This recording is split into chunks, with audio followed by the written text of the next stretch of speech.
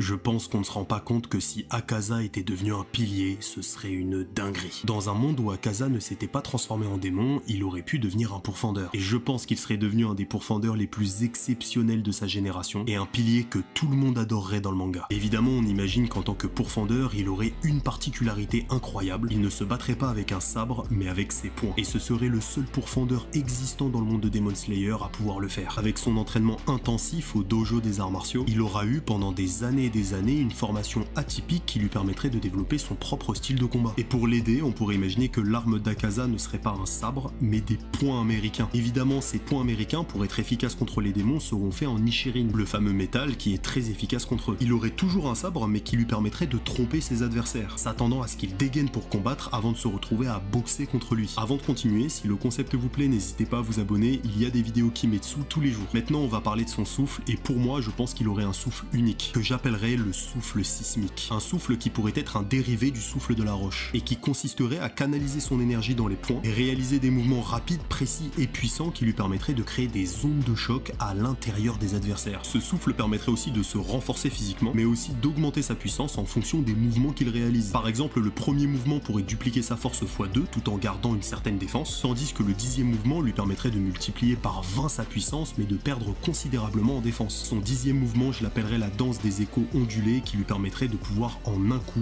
décapiter un démon. Bien sûr, le personnage serait gentil et respectueux, comme sa forme humaine originale, un homme bon et calme qui traiterait ses adversaires avec respect.